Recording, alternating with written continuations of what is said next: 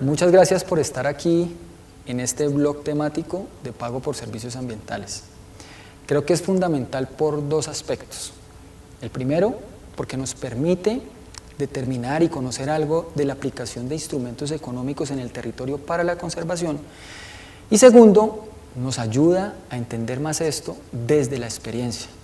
Estamos ejecutando unas iniciativas y sería muy importante poder compartir con todos ustedes lo que hemos logrado en esta implementación y en el desarrollo de esta temática. Uno se preguntaría por qué trabajar el tema económico cuando está hablando en el territorio y cuando uno decide hacer conservación. Parte un poco de lo que uno puede pensar es que se debe tal vez a dos cosas. La primera es que estamos en un momento en el cual pues, tenemos mayor preocupación por todo lo que tiene que ver con la conservación, por todo lo que tiene que ver con los recursos naturales, por todo lo que tiene que ver con los servicios ambientales y porque estamos en un paradigma de cambio climático. Eso nos lleva a pensar en este tema. Pero también podría pensarse que cada vez son menos la oferta de recursos que tenemos y cuando algo es escaso y es disminuido, pues el tema económico empieza a ser preponderante en la discusión. Sobre esto entonces, la experiencia pues nos permite empezar a ver que es una temática que es novedosa, es una temática que no está inventada. Si bien es cierto, hay aplicaciones en otros países como México, como Costa Rica, como Brasil, como Ecuador, pues Colombia tiene algunos aprendizajes, tiene algunas experiencias, pero con esto no hemos logrado descifrar efectivamente si este es un instrumento que sirve para conservar o no. Y ahí creo que debemos centrar toda la discusión para poder aprender todos de esto. Lo que hemos venido trabajando es una serie de experiencias que se soportan en una intervención a escala nacional. Esa intervención se ha venido dando en proyectos que tienen que ver con alcances de una escala a nivel grande. Estoy hablando de ciudades como Medellín y como Cali. Estamos pensando también en el tema de Bogotá y hablando con ciudades intermedias como Ibagué o Neiva y trabajando en municipios bastante pequeños como puede ser Junín, que es un municipio en Cundinamarca con 5.000 habitantes, o San Vicente de Chucurí en Santander con 12.000. Esto nos da una dimensión de qué es lo que estamos trabajando. En ese sentido, hay aprendizajes y hay cosas que nos han llevado a pensar que debemos empezar a hacer una serie de cambios y de innovaciones con respecto a cómo actuar con esta temática. ¿De dónde partimos? Nosotros partimos de la teoría. ¿Qué nos dice la teoría? La teoría nos dice que hablar de pago por servicios ambientales es referirse a tener 5 condicionantes o 5 cosas que nos permiten que ese tipo de iniciativas se den. Primero, que haya un servicio ambiental definido. Segundo, que haya una transacción voluntaria. Tercero, que haya alguien que compre o demande algo, alguien que oferte o venda algo y que se pueda demostrar que hay una adicionalidad en esa transacción. Eso es lo que ha movido la temática del pago por servicios ambientales, que hemos visto que si bien es cierto aplica y puede partirse desde el tema económico, tal vez dependiendo de donde uno lo vaya a colocar, pues tiene que hacer uso de otra serie de elementos y de contextos a nivel de territorio. ¿A qué me refiero con esto? Si pensamos que el instrumento económico lo vamos a aplicar como está planteado desde el punto de vista económico, podríamos decirlo que la temática va, pero que hay unas externalidades que están ahí y implementamos la temática. Nosotros estamos haciendo algo que es un poco al contrario. Estamos verificando el contexto y estamos encontrando que es el contexto en últimas el que determina la implementación del instrumento o no en el territorio. Allí, pues los aprendizajes han sido importantes y nos muestran que es una mezcla de cosas que pueden estar pasando a nivel de intervención en el territorio o a escala de paisaje de territorio. ¿Qué hemos venido encontrando? El aprendizaje con esto y la actuación en estos diferentes escalas en el territorio, pues nutriendo la propuesta teórica y complementando lo que estamos haciendo, pues hemos encontrado que hay 6 elementos que son el contexto, que hemos denominado el contexto y que son como las condiciones que nos permiten determinar si efectivamente esa temática es posible implementarla o no en el territorio. ¿Cuáles son esos temas que hemos encontrado? Que el instrumento desde el punto de vista ambiental o ecológico funcione, que se pueda argumentar, que sea funcional, que desde el punto de vista técnico hayan herramientas y haya desarrollos que permitan intervenir en el territorio para solucionar o disminuir las amenazas al problema ambiental. 3, que desde el punto de vista económico podamos garantizar condiciones económicas para poder generar los cambios y mantener el instrumento en el tiempo.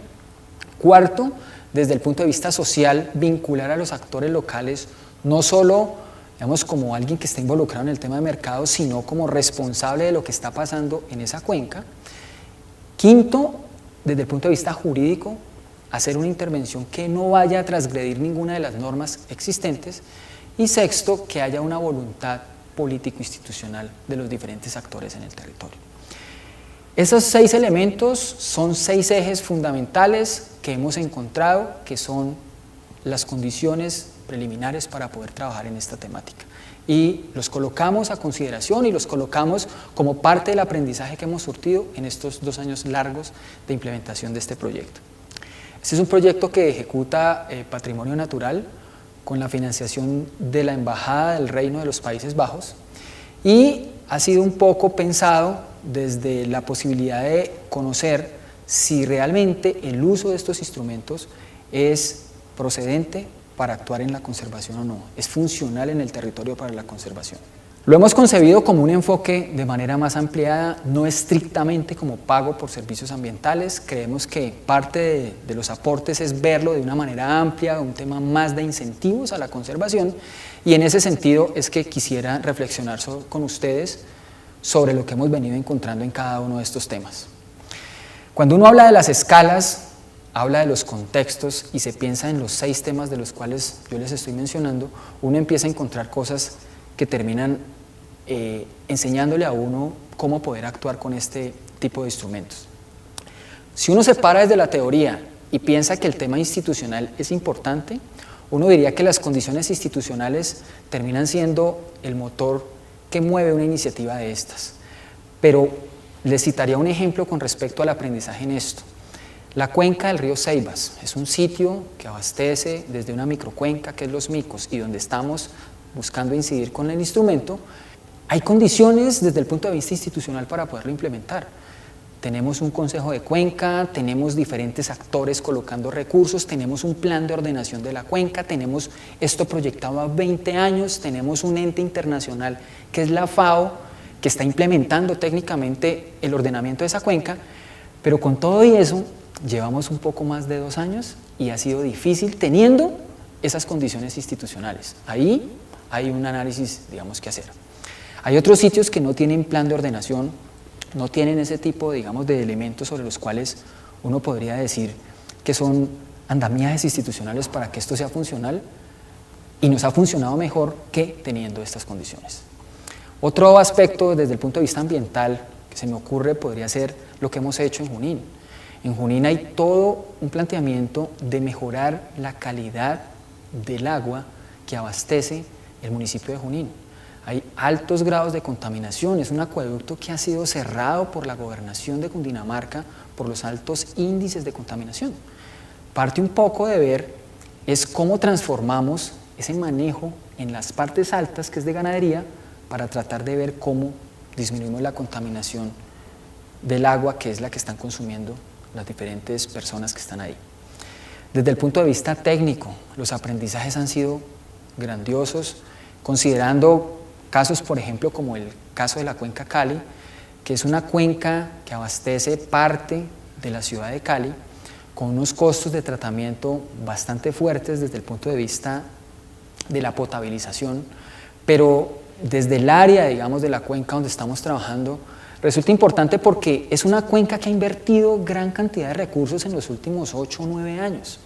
Y cuando uno piensa en recursos, fácilmente podemos hablar de 10.000, 12.000 millones de pesos invertidos en los últimos 8 o 9 años en la cuenca.